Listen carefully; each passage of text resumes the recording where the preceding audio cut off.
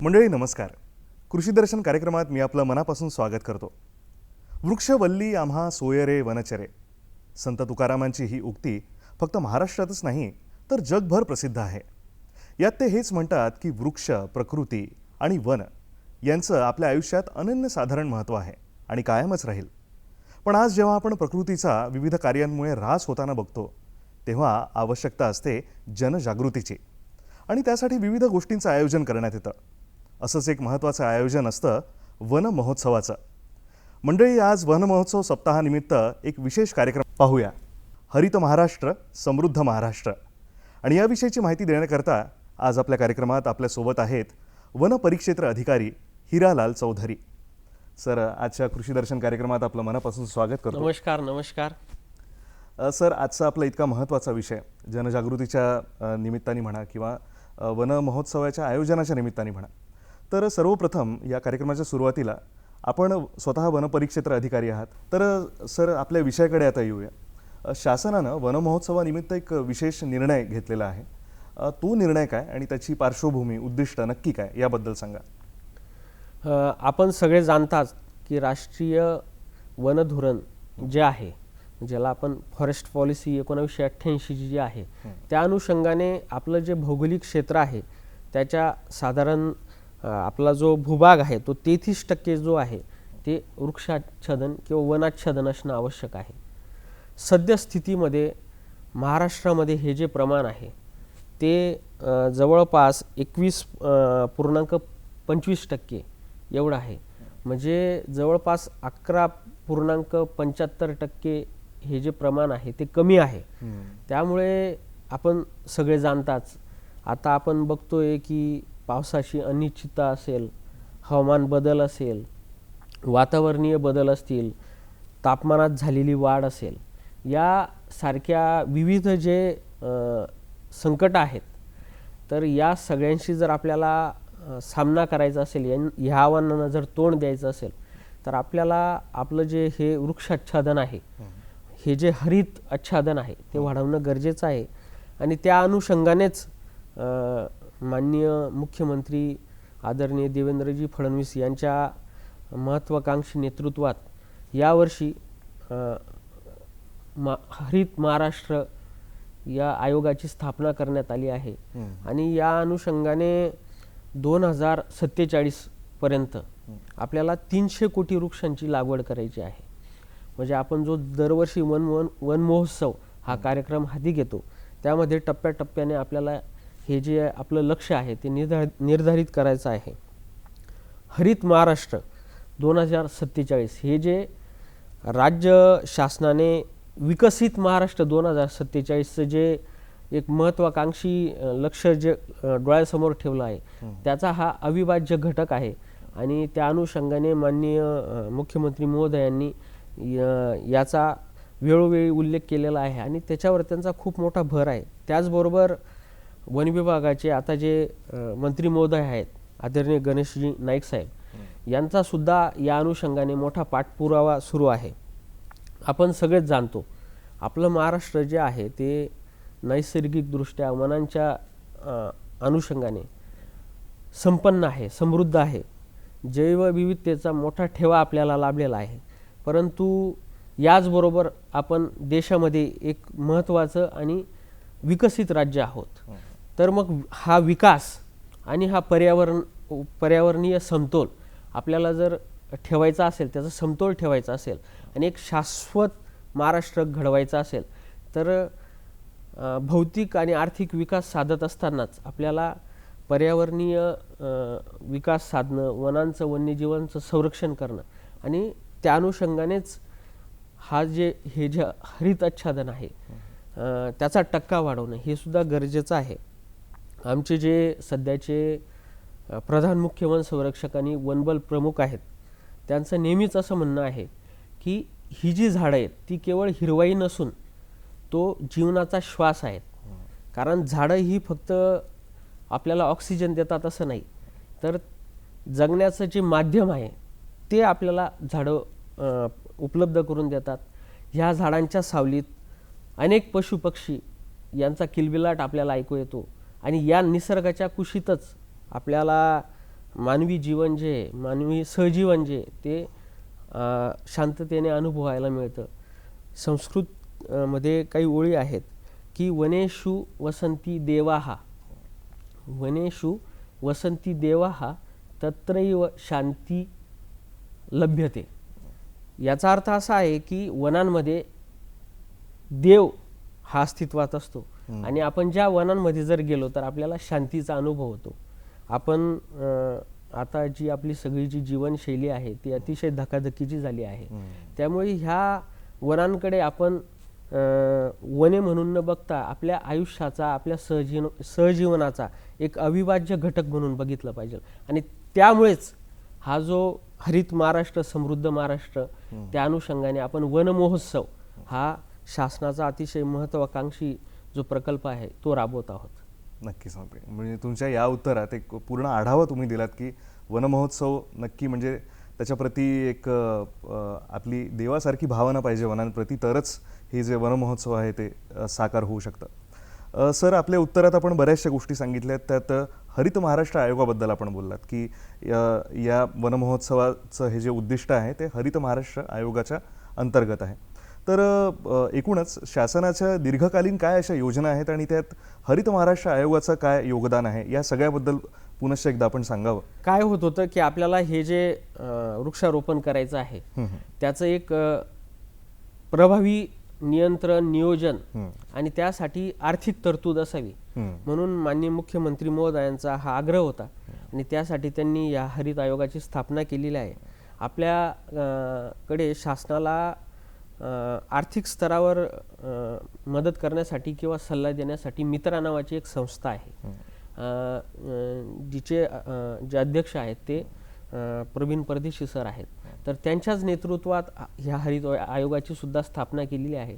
या हरित आयोग स्थापना करण्यामागचा मुख्य उद्देश असा होता की या ज्या वृक्षारोपणाचा जो पूर्ण कार्यक्रम आहे तो दीर्घकालीन आहे, त्यामुळे त्याचं योग्य नियोजन होणं, त्यासाठी आर्थिक तरतुदीची आणि त्या अनुषंगाने शासना स्तरावरून, कारण हा मोठा निर्णय आहे, त्यामुळे मग त्याचं अंमलबजावणी होणं आणि त्याची जी नियोजन आहे त्या संदर्भात या सगळ्या गोष्टीची अंमलबजावणी आहे. त्याशिवाय 21 वर्ष हा मोठा कालावधी आहे. म्हणजे 2047 पर्यंत आपल्याला 300 कोटी वृक्ष लागवडीचं आपलं लक्ष आहे.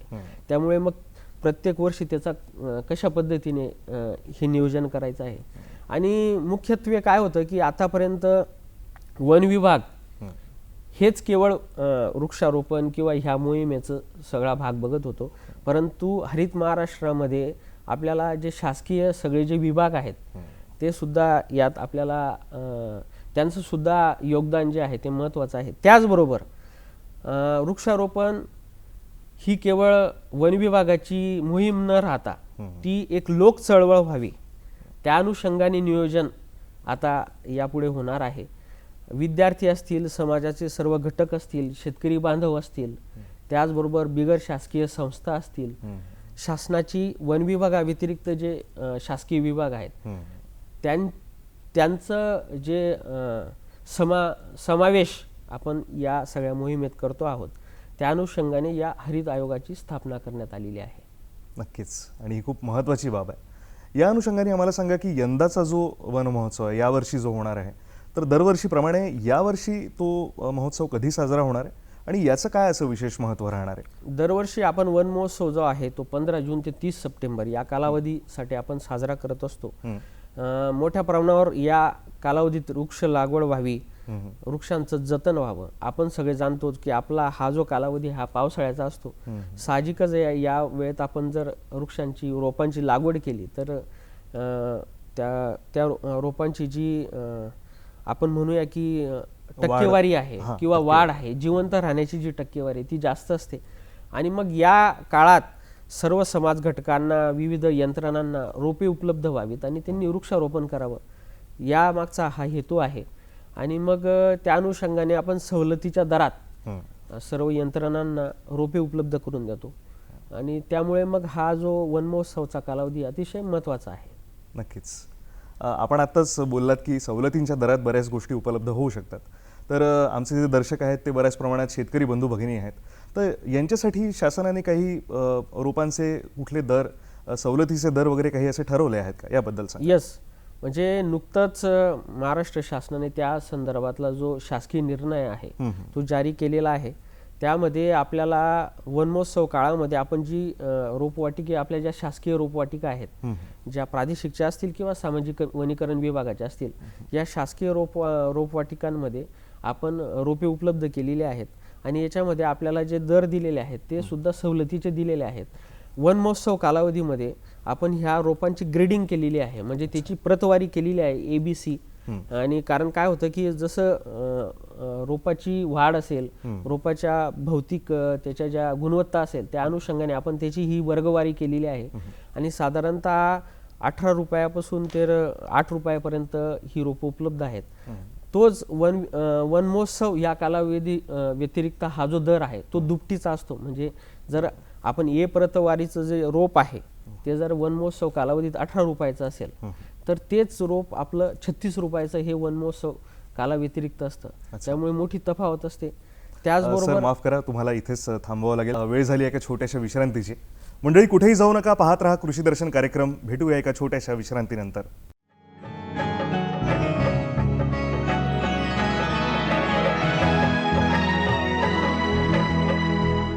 मंडळी, कृषी दर्शन कार्यक्रमात मी आपलं पुन्हा एकदा स्वागत करतो. आपण वनमहोत्सवानिमित्त चर्चा आयोजित केलेली आहे. तर सर, ब्रेकला जाण्यापूर्वी आपण वनमहोत्सवाबद्दल सांगत होतात की शेतकरी बंधूंना सवलतीच्या दरात रोपे उपलब्ध आहे, त्याबद्दल कृपया माहिती द्यावी. आपली जी 9 महिन्याची रोपं आहेत तर ती मी जसं तुम्हाला म्हटलं की जवळपास 8 ते 18 रुपयांपर्यंत उपलब्ध आहेत. त्याचबरोबर आपल्याकडे काही उंच रोपं जी 18 महिन्याची असतात ती सुद्धा उपलब्ध असतात. तर ती 19 ते 44 रुपयापर्यंत त्यांच्या प्रतवारीनुसार उपलब्ध आहेत. त्याचबरोबर आपण सगळे जाणताच की माननीय मुख्यमंत्री असतील किंवा माननीय उपमुख्यमंत्री असतील, हे बांबू लागवडीसाठी खूप आग्रही आहेत. आणि शेतकरी बांधव असतील त्यांना बांबू लागवडीनं मोठं उत्पन्न मिळू शकतं आणि त्यांच्या शेताला एक जोड धंदा म्हणून पर्याय निर्माण होऊ शकतो. म्हणून शासनाची बांबू लागवडीवर सुद्धा मोठा भर आहे. त्या अनुषंगाने आपण वन महोत्सव कालावधीमध्ये बांबूचे जे रायझोम्स आहेत ते आणि बांबूची रोपे ही सुद्धा सवलतीच्या दरात उपलब्ध करून दिलेली आहेत. तर बांबू कंद आणि बांबू रोपे जे आहेत ते जवळपास 7 ते 9 रुपयापर्यंत आपल्या शासकीय रोपवाटिकांमध्ये उपलब्ध आहेत. आणि त्याच्या जे पिशवीतले रोपं आहेत तर त्याचा जो दर आहे तो 16 रुपयापर्यंतचा आहे.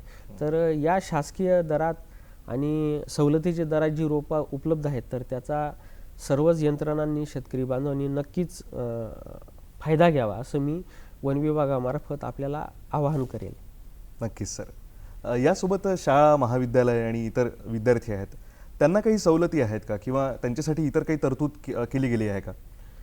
हा जो वृक्षारोपणाचा जो संस्कार आहे तो विद्यार्थी दशेमधूनच आपल्या बालमनावर रुजवावा आणि विद्यार्थ्यांनी या वृक्षारोपणाच्या चळवळीत सहभागी व्हावं, हा उद्देश शासनाच्या दृष्टीने खूप महत्त्वाचा आहे.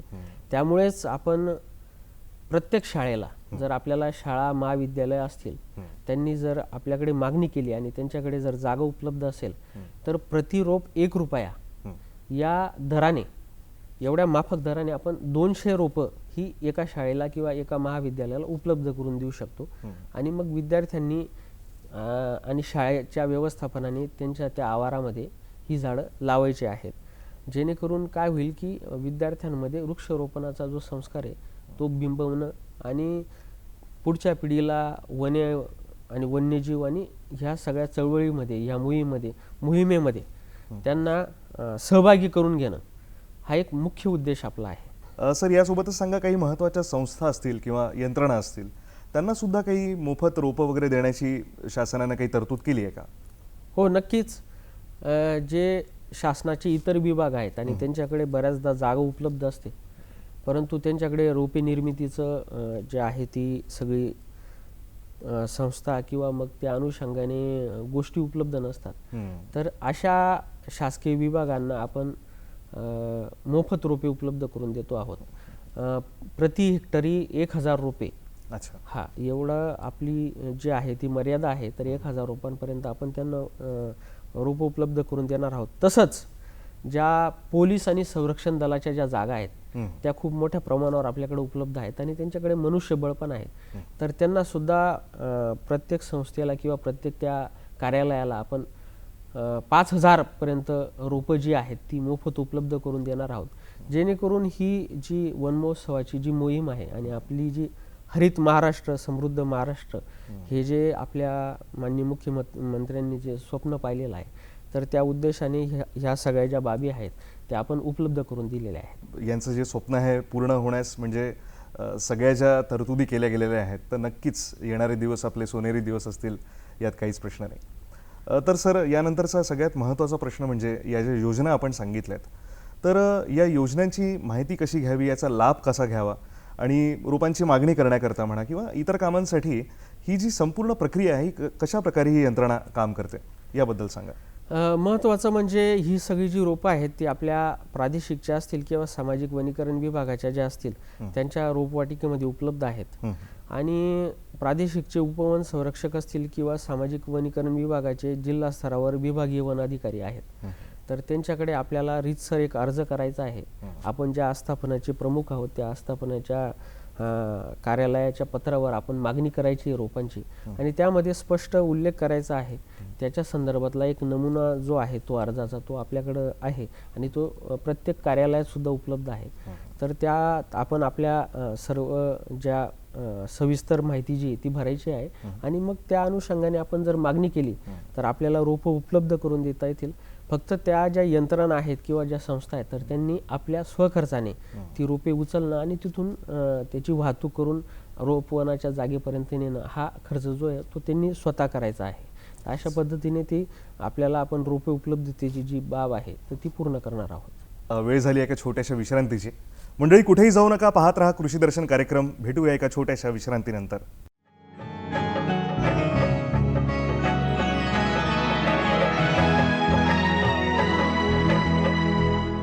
मंडळी, कृषी दर्शन कार्यक्रमात आपलं पुन्हा एकदा मनापासून स्वागत.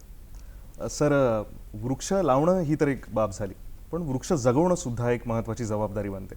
तर शासन या कामासाठी, देखरेखीसाठी काय करत आहे, याबद्दल सांगा. नक्कीच. आपण आता जसं आपण चर्चा केली की आपल्याला मोठ्या प्रमाणावर आपल्याला वृक्ष लागवड करायची आहे. मग ह्या वृक्ष लागवडीनंतर आपल्याला त्याची देखरेख करणं, त्या संबंधित यंत्रणेने त्याचं सगळी जी संरक्षणाने देखभाल करणं हे जरुरीचं आहे. प्रत्येक वृक्ष लागवडीनंतर प्रत्येक वृक्षाचा आपण GPS द्वारे त्याचं फोटो घेणार आहोत आणि तो शासनाच्या जे पोर्टल आहे त्याच्यावर अपलोड करायचा आहे.